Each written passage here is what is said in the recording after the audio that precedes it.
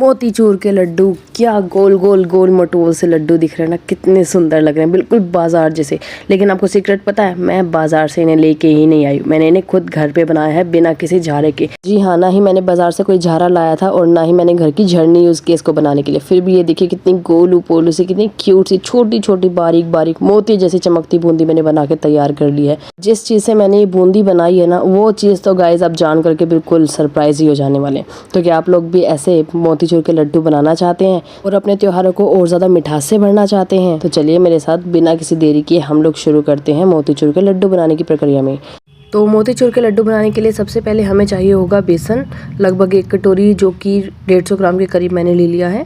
इसको हम अच्छी तरह से एक छन्नी की मदद से छान लेंगे, जिससे कि इसके अंदर कोई गुठली ना रहे। और छानते समय ही हम इसके अंदर ये जो रेड फूड कलर है ये डाल देंगे, और रेड फूड कलर के साथ साथ हमें इसके अंदर येलो फूड कलर भी डाल देना है, जो कि इसके अंदर एक शाइन देगा। तो हम दोनों फूड कलर्स को एक एक पिंच डाल लेते हैं और इसे अच्छी तरह से छान लेते हैं। आप बेसन मोटा या पतला कैसा भी ले सकते हैं, उससे कोई फ़र्क नहीं पड़ता है। तो ये देखिए अच्छी तरह से छन के तैयार हो गया है। अब इसके अंदर हम थोड़ा सा पानी डाल के इसको अच्छी तरह से मिक्स करेंगे।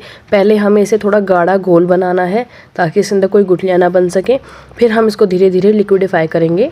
तो मैंने 1 गिलास के करीब पानी लिया था, जिसके अंदर से मैंने सिर्फ आधा गिलास इसके अंदर डाला है पानी का। पहले इसको अच्छी तरह से घोल लेते हैं, फिर इसके अंदर धीरे धीरे करके और पानी डालेंगे। इसके अंदर पानी की कोई मेजरमेंट नहीं होती है, क्योंकि जैसा आपका बेसन है पानी उसके ऊपर डिपेंड करता है। मैंने 1 गिलास के करीब पानी लिया था, जिसके अंदर से सिर्फ इतना सा पानी मेरे पास अभी बचा है। इसमें से भी मैं धीरे धीरे करके पानी यूज़ करूँगी बिना किसी गुठली के। मेरा जो बैटर है वो तैयार हो गया है, और मेरा जो पानी मैंने लिया था 1 गिलास भर के, वो मैंने पूरी तरह से यूज़ कर लिया है। अब ये देखिए आपको किस तरह की कंसिस्टेंसी बना लेनी है अपने बेसन के बैटर की बूंदी के लड्डू के लिए। तो मेरी चम्मच की तरफ ध्यान से देखिएगा। जो ये बेसन का बैटर है ना, ये स्पून के ऊपर लगा हुआ है, लेकिन बहुत पतला सा लगा हुआ है। मतलब आप जो स्पून की एजेस है ना, उसको क्लीन देख सकते हैं यहाँ तक की। तो बिल्कुल इस तरह का आपको बैटर बना लेना है। तो हम लेंगे 2 रबड़ बैंड, जो बालों में लगाते हैं ना, बिल्कुल वही रबड़ बैंड, और एक फॉर्चून ऑयल की थैली। जी हाँ, आज इसी से मोतीचूर के लड्डू बनाएंगे बिना किसी झारे के। तो एक साइड से तो मैंने इसे ऐसे कट कर लिया है, और दूसरी साइड से इसे बिल्कुल पतला पतला हम कट करेंगे, क्योंकि वहाँ पे थैली का जो जॉइंट होता है ना, वो होता है, तो हमें हो सकता है वो बाद में परेशान करे, इसलिए इसको बिल्कुल पतला पतला कट करना है। इस काम को थोड़ा सा ध्यान से करिएगा, थैली मत काट देना, वरना कुछ नहीं बनेगा, सारा का सारा बैटर आपके हाथों पे लग जाएगा। तो ये देखिए कुछ इस तरह से पतला सा आपको काट देना है, और फिर भी थोड़ा सा एरिया नीचे छोड़ देना है। इस फॉर्चून की थैली का जो दूसरा वाला साइड हमने ऐसे खोल लिया है ना, उसके अंदर हम धीरे से आराम से पूरी सफाई के साथ जो हमारा बेसन का बैटर है हम उसको डालेंगे।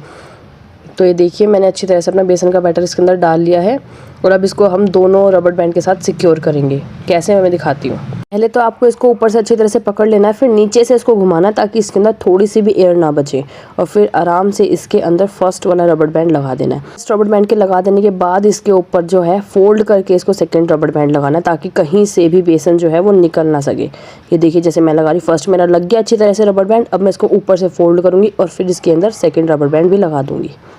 तो ये देखिए मेरी जो पन्नी है पूरी भर करके तैयार है बेसन से, जो कि कहीं से लीक नहीं हो रहा है। अब हम इसको कट करेंगे। अगर हम इसको पहले कट करते तो सारा बेसन पहले स्पिल हो जाता, इसलिए अब हम इसे कट करेंगे जब हमारा बेसन इसके अंदर डल गया और पहले लॉक हो चुका है। तो इसके अंदर बिल्कुल छोटू सा छेद करना है, बिल्कुल छोटा सा। देखिए मेरी फिंगर के ऊपर कितना बारीक सा मैंने इसके अंदर कट लगाया, जैसी मेहंदी की केप होती है ना, बिल्कुल उतना सा मैंने कट लगाया, और फिर भी देखिए कितना मोटा मोटा इसके अंदर से गिरेगा। तो आप सोच लीजिए कितना पतला और छोटा आपको कट करना है। सारी तैयारियां होने के बाद चलते हैं हम बूंदी बनाने की तरफ, जिसके लिए मैंने कढ़ाई के अंदर आधी से थोड़ा सा कम भर के रिफाइंड ऑयल ले लिया है। आप चाहे तो घी भी ले सकते हैं। ऑयल के गर्म हो जाने पे आप इसके अंदर कुछ बूंद जो है डाल के देखिएगा बेसन की। अगर वो नीचे जाती है ऊपर आ जा रही है तो देखिए आपकी बूंदी बिल्कुल बन जाएगी, क्योंकि तेल बिल्कुल गर्म हो चुका है। ये देखिए बिल्कुल झरने के साइज़ की बनी है, बिल्कुल गोल गोल छोटी छोटी। तो बिल्कुल परफेक्ट बूंदी जो है मेरी बन करके तैयार हुई है।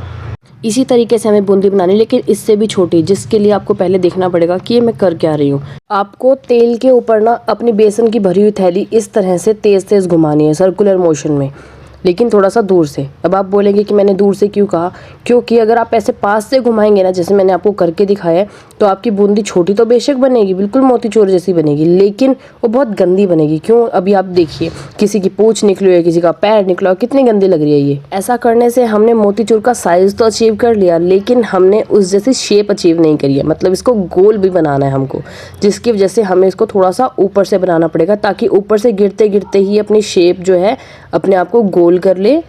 ये देखिए बिल्कुल इस तरह से ऊपर से गिराना है, मतलब आपको इस वक्त मेरी थैली नहीं दिख रही लेकिन उसकी छाया दिख रही है। मैं बहुत ऊपर से गिरा रही हूँ, बहुत जल्दी गिरा रही हूँ, जिसकी वजह से ये बिल्कुल गोल बन के नीचे गिर रही है। तेल ज़्यादा लिया है मैंने, जिसकी वजह से बिल्कुल तली पे टच नहीं हो पा रही है। तली पे टच ना करने का कारण सिर्फ इतना है ताकि ये नीचे से चपटी ना हो जाए। ये देखिए बिल्कुल गोल बन के रेडी हो रही है ना। अब तो बिल्कुल इसी तरह से आपको बनाना है, ऊपर की साइड से इसको घुमाना है। लेकिन इसको निकालेंगे कैसे? बिल्कुल इस तरह से जैसे मैं निकाल रही हूँ। ये देखिए आपको एक चाय छानने वाली छन्नी ले लेनी है, लेकिन लोहे वाली लेनी है, प्लास्टिक की नहीं लेनी, वो पूरी जल जाएगी वरना। तो ये देखिए कुछ इस तरह से आपको निकाल करके इसको रेडी कर लेना है। अब मैं आपको दिखाती हूँ बनी कैसी है। ये देखिए गोल तो बेशक बनी है, अब कितनी सुंदर बनी है, कितनी गोल बनी है, बिल्कुल मोतीचूर जैसी बनी है ना। लेकिन अब इसमें प्रॉब्लम क्या हुई है? इसमें ये प्रॉब्लम हुई है कि मैंने इसे बहुत देर तक इसके अंदर छोड़ दिया, जिसकी वजह से ये जल गई। ये देखिए बाकी की जो बच गई थी वो तो बिल्कुल ही काली हो गई है। मतलब आपको सिर्फ 2 बातों का ख्याल रखना है, आपको ऊपर से बनाना है ताकि ये गोल बने, और इसको 30 सेकंड से ज़्यादा इस तेल के अंदर नहीं रखना है। चलिए अब इन दोनों बातों का ख्याल रखते हुए इसको दोबारा बना करके देखते हैं।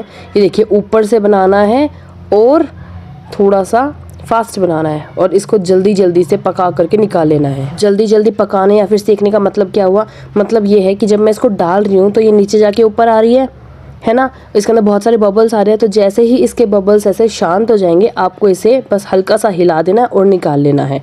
तो ये देखिए बिल्कुल ऐसी बूंदी फिर बन करके निकलेगी, बिल्कुल ऑरेंज कलर की और गोल गोल बूंदी। अगर आप इसको ज़्यादा देर तक रखेंगे ना तेल के अंदर तो ये जल जाएगी, क्योंकि ये बहुत छोटी है और तेल बहुत गर्म होगा, जिसकी वजह से ये जल सकती है। आपको आपका जो तेल है वो जब आप इस तरह से बूंदी डाल रहे हो ना, तब तो उसको हाई फ्लेम पर रखना है। लेकिन जैसे ही आप डाल दो, इसके अंदर बबल्स आ रहे हो ना, एकदम से उसको मीडियम पे कर लेना है। या फिर अगर आप इजी चाहते हैं आपका काम हो तो आप लो टू मीडियम फ्लेम ही रखिए, जिसकी वजह से बूंदी जल्दी से बन जाए मीडियम गैस की वजह से, लेकिन लो की तरफ भी होने की वजह से वो जले ना। फिर आपकी बूंदी बिल्कुल ऐसी बन के तैयार होगी, बिल्कुल गोल। अब यहाँ पे आप एक और बात जानिए कि इस तरह से अगर बनाते बनाते कभी ऐसा हो ना कि बैटर नहीं निकल रहा है, तो इसका मतलब ये नहीं है कि थैली काट दो और छेद बड़ा कर लो, नहीं। कभी कभार हो सकता है बेसन की कोई गांठ वगैरह कुछ अड़ जाए, फिर आप इसको इस तरह से साफ करके फिर दोबारा बनाना शुरू कर सकते हैं। देखिए मैं कितनी फास्ट बना रही हूँ, कितना ऊपर से बना रही हूँ कि आपको सिर्फ छाया देखने को मिल रही है, थैली नहीं देखने को मिल रही, और कितनी बढ़िया बूंदी बनके तैयार हुई है। देखिए जैसे इसके बबल्स खत्म होंगे ना, मैं इसको हल्का सा हिलाऊंगी इसी छन्नी की मदद से, और फिर आपको दिखाती हूँ कितनी ऑरेंज बनके तैयार हुई है। परफेक्ट है ना ये? तो ऐसा नहीं है कि अगर आपकी फर्स्ट टाइम पे नहीं बनी तो आप ये सोचें कि नहीं बन रही है।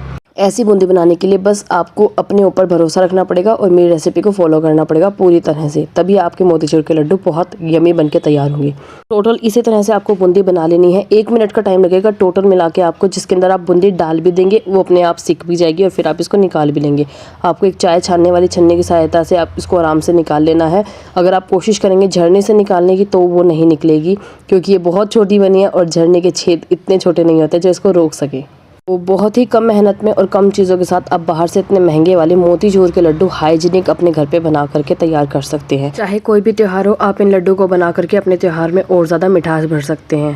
तो देखिए मैं आपको दिखाती हूँ, जो मैंने अपनी बूंदी सेकंड टाइम पे बनाई थी ना, जो जल गई थी, वो कुछ इस तरह की दिख रही है, और जो फर्स्ट टाइम पे बनाई थी ना, पूछ निकल रही थी जिसकी, वो कुछ इस तरह की दिख रही है ना, गंदी सी। लेकिन जब आप ट्राई करेंगे ना, तब आप इस तरह की बूंदी तक भी पहुँच जाएंगे धीरे धीरे करके। बस आपको प्रैक्टिस करते जाना है और आप आराम से तीसरी या चौथी बार में बिल्कुल ऐसे परफेक्ट बूंदी बना पाएंगे। तो ये देखिए मैंने बिल्कुल उसी तरीके से अपनी सारी बूंदी जो है बना करके तैयार कर ली है। 1 कटोरी बेसन से आप 1 किलो तक लड्डू बना करके आराम से तैयार करके रख सकते हैं। तो इसी तरह से आपको सारी की सारी बूंदी बना करके तैयार कर लेनी है। तो अब चलिए इसको मिठास देने का समय आ गया है, जिसके लिए मैंने उसी कढ़ाई के अंदर जो रिफाइंड डाला था मैंने उसको निकाल लिया है, और कढ़ाई को साफ़ करके इसके अंदर 1 कटोरी के लगभग पानी डाल लिया है। साथ में 1 कटोरी के लगभग ही मैंने इसके अंदर चीनी डाल ली है। हमें इस पानी के अंदर इस चीनी को घुल जाने तक अच्छी तरह से बार बार चलाते रहना है, वरना चीनी चिपक सकती है नीचे। और साथ में हम इसके डाल देते हैं फूड कलर भी, जो कि मैं 1 पिंच के करीब डाल रही हूँ। इस बार मैं सिर्फ ऑरेंज फूड कलर ही डालूंगी इसके अंदर, और इसको 4 से 5 मिनट तक चीनी घुलने तक पका लेना है। इसके बाद हम इसे चेक करेंगे। तो ये देखिए मेरी जो चीनी थी वो अच्छी तरह से घुल गई है, और जो मेरी चाशनी है ना वो थोड़ी सी गाढ़ी हो गई है। इसके अंदर ना ही कोई तार बना है, ना ही कोई ये चिपचिपी हुई है, बस ये गाढ़ी हो गई है, जैसे रिफाइंड ऑयल होता है ना, बिल्कुल वैसी। तो इस समय पे अब हमको इसके अंदर अपनी सारी बूंदी जो है वो डालनी है। सारी बूंदी चाशनी के अंदर डाल लेने के बाद आपको इसे अच्छी तरह से चलाना है, ताकि एक एक बूंदी के ऊपर चाशनी कोट हो सके और वो उसके अंदर जा सके। हमें पतली चाशनी इसलिए रखनी है क्योंकि ये आसान होगा बूंदी के लिए उसको अपने अंदर एब्जॉर्व करने के लिए, और आपकी जो बूंदी होगी वो उतनी ही जल्दी गलेगी। आपको बीच बीच में अपनी चाशनी भी इस तरह से चेक करते रहना है कि वो पतली ही है ना, और साथ ही साथ बूंदी भी देखते रहना है कि वो गली है या नहीं। और अगर आप चाहें तो एक बार बूंदी को चला लेने के बाद आप इसको ढक करके 2 से 3 मिनट के लिए छोड़ सकते हैं, फिर आप इसको दोबारा से खोल करके चला सकते हैं। लेकिन मैंने इसको ऐसे ही खुला ही पकाया था। तो ये देखिए 3 से 4 मिनट पकाने के बाद जो मेरी चाशनी है ना, ये थोड़ी सी गाढ़ी हो गई है। मतलब इसके अंदर कोई तार नहीं बंधी है, लेकिन फिर भी ये थोड़ी सी ज़्यादा चिपचिपी हो गई है। तो आप क्या कर सकते हैं, आप इसके अंदर 2 से 3 चम्मच के करीब पानी डाल सकते हैं, जिससे ये पतली बनी रहे और इसको आसानी रहे बूंदी के अंदर जाने में। साथ ही साथ आप इसे चेक भी करते रहिएगा कि आपकी जो बूंदी है वो गली है या नहीं। तो ये देखिए थोड़ा सा इसको गलना बाकी है, इसको 2 से 3 मिनट और पका लेते हैं। तो ये देखिए 2 से 3 मिनट पकाते पकाते मुझे हो गए हैं, और मैं दोबारा इसको चेक कर रही हूँ। मेरी बूंदी जो है वो अच्छी तरह से गल करके तैयार हो गई है। तो इस स्टेज पे पहुंचने के बाद हलवाई इसके अंदर लिक्विड ग्लूकोज डाल देते हैं, लेकिन हम डालेंगे घी। जी हाँ, देसी घी हम इसके अंदर डाल देंगे 1 से 2 चम्मच तक ही, उससे ज़्यादा नहीं डालना है। इससे क्या होगा, हमारे जो लड्डू है ना वो शाइन भी करेंगे, साथ ही साथ यमी भी बनेंगे और उसके अंदर मॉइस्चर भी बना रहेगा। इससे कि अगर आप इसे 1 या 2 हफ्ते बाद भी खा के देखते हैं लड्डू को, तब भी ये इतने ही सॉफ्ट नज़र आएंगे और इतने ही सॉफ्ट आपको खाने में फील होंगे। तो इसके अंदर 1 से 2 चम्मच घी ही डालना है, आपको तीसरी चम्मच घी नहीं डालना है मेरी तरह, क्योंकि मैंने तो पता नहीं क्या फ्लो में डाल दिया। लेकिन जब 1 या 2 चम्मच घी के अंदर ही काम चल रहा है तो ज़्यादा घी वेस्ट करके फ़ायदा नहीं है, इसलिए आप 1 या 2 चम्मच घी ही डालिए, वो इसके लिए बिल्कुल अप्रोप्रिएट है। तो अच्छी तरह से इसे मिक्स करने के बाद हम इसे ढक करके रख देंगे 3 से 4 मिनट के लिए। ये देखिए बिल्कुल लिक्विड ग्लूकोज वाली शाइन कर रही है ना हमारी बूंदी भी, जैसे बिल्कुल बाजार वाली बूंदी होती है, और वैसी ही हमारी बूंदी पक करके तैयार है। तो चलिए अब हम इसे एक थाली के अंदर निकाल लेते हैं और इसे थोड़ा सा ठंडा होने के लिए छोड़ देंगे, ताकि हम इसे आराम से छू सकें और इसके लड्डू बना सकें। तो ये देखिए मैंने अच्छी तरह से फैला करके अपनी बूंदी को छोड़ दिया है थोड़ा सा ठंडा होने के लिए, और साथ में मैंने कुछ ड्राई फ्रूट्स भी काट लिए हैं, जिसके अंदर मैंने बादाम लिया है। अगर आपके पास मगज़ या फिर पिस्ता बादाम कुछ है तो आप वो भी ले सकते हैं। तो चलिए अब मेरी बूंदी ठंडी हो गई है, तो अब इसके लड्डू बना करके तैयार करते हैं। बूंदी को ज़्यादा ठंडा मत कीजिएगा, वरना आपको लड्डू बनाने में थोड़ी सी प्रॉब्लम हो सकती है। तो ये देखिए धीरे धीरे करके मैं इसी तरह से अपने सारे लड्डू को बना के तैयार कर लूँगी। मैंने मेरे लड्डू को ऊपर से बादाम से सजाया है, अगर आपके पास मगज़ है तो आप वो भी डाल सकते हैं, और बादाम पिस्ता से भी इसको सजा सकते हैं। 1 कटोरी बेसन के अंदर मैंने 2 प्लेट भर के लड्डू बनाए हैं, जो कि लगभग 1 किलो के करीब है। तो ये देखिए मेरे सारे मोतीचूर के लड्डू बन करके तैयार हो गए हैं। ये देखिए कितने सुंदर बने हैं, मैं आपको एक तोड़ के भी दिखाती हूँ। आपको दिख रहा होगा कितना सुंदर चमक रहा है, बिल्कुल बाहर के लड्डू जैसे बने ना गाइज। बिल्कुल सुंदर सुंदर लड्डू बन करके तैयार हुए हैं, एक एक बूंदी बूंदी आपको अलग दिखाई दे रही होगी।